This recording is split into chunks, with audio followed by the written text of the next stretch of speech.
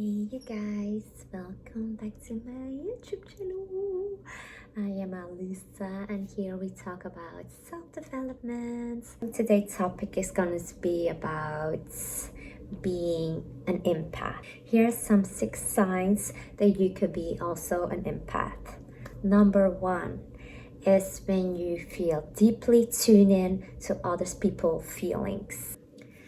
So, do you ever catch yourself that when your friend is feeling down, you can relate to them? You can feel what they are feeling? It's most likely to be that you are an empath. And then we have number 2 is good intuition. Feels like we're empath, we can feel. It's like we will sense, we will already feel deeply inside of us when somebody's lying or somebody's not being real with us. It's like, for me personally, I can sense when somebody doesn't even want to smile. It's like a fake smile. I could recognize that. So if you have like that good intuition, it's most likely that you are an empath. We're gonna go to number 3, and that is you don't do well in busy crowded place, or when things get too much noisy and it's too busy. Example, you're in the store and it's too busy for you, and you're not doing that well in the store, or even going at a party and it's getting too busy for you. You can feel it's like it's getting too much and overwhelming. And then number 4 number 4 is, empaths can be very forgiving. Even when people do you wrong, you can still feel, you can put yourself in these other people's shoes. You can be very forgiving and you can give chances over chances because you want to see the good in people. You see that, and you believe that people can change and be better. And you're always in that kind of mindset of you want to help this person. You want to fix them. You want to do all these things. And that is being very forgiving. We have lots of patience as well.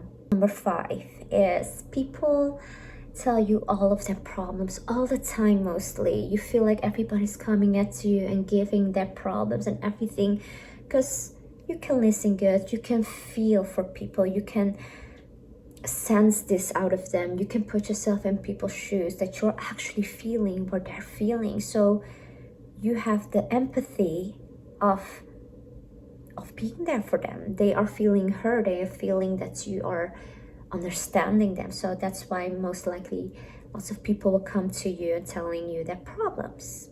And as last 6 is you're very sensitive. Have you ever heard people tell you you're oversensitive?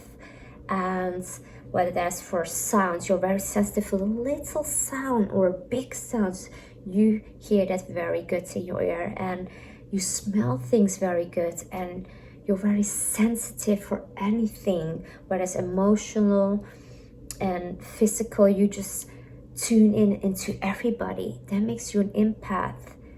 It's like everywhere you feel, you hear, you feel everything that people are feeling, their thoughts. It's like the deepest, darkest secrets that people have. It's like you can feel that. You can even feel things from people that they don't even know they have. And that could be sometimes, as an empath, scary, because we know things that maybe this other person doesn't even know about themselves. And when you are tuned into everybody, we feel everything from others. And it can be very overwhelming as an empath. And it can feel uncomfortable, it can be very intensely for us. So that's why as an empath it is important for us to make healthy boundaries for us, because it's hard for us to say no to people, because we want to help, we want to fix, but we have to be in a place that we also need to set boundaries for our own well-being, for our own health, for our mental health. Most empath people, they need to take time for themselves to recharge, because like I said, it can be very overwhelming with all this energy you're picking up from everybody. And another advice and tips that I am still working on as well is trying to stay in my own body. Focus also on me, not focusing on here and there and this, and I need to fix this, I need to do this, I need to help this, and because we have to turn back into ourselves. So there's nothing wrong with being an empath, but if we put some healthy boundaries, we can use this for the good, because being an empath is lots of good as well. When you don't have this awareness of what you can do of being empath, there are people that can take advantage of you being too kind, too nice, too available, and taking advantage of that. So that's why maybe I will make another video about that, how we as empath can protect ourselves. And as last, how do we get there? How is it that we are being empath? Being an empath could be the cause of a childhood neglect or an abuse or a trauma. And sometimes in our childhood, there's been maybe something said by people, maybe parents or somebody that took care of you, something you went through that you felt you had to tune in to please others, whether that's your parents, maybe another family, maybe friends. At a certain time when you were a child, you felt you had to tune into others to please them, to make them happy, and then you felt safe. So what is becoming of that is that we can become a people pleaser just because we don't know how to stay in our own self, in our own body.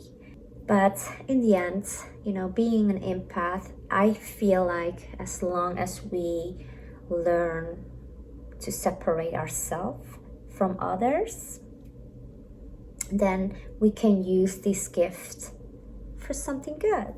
But I will make a whole nother video about that topic.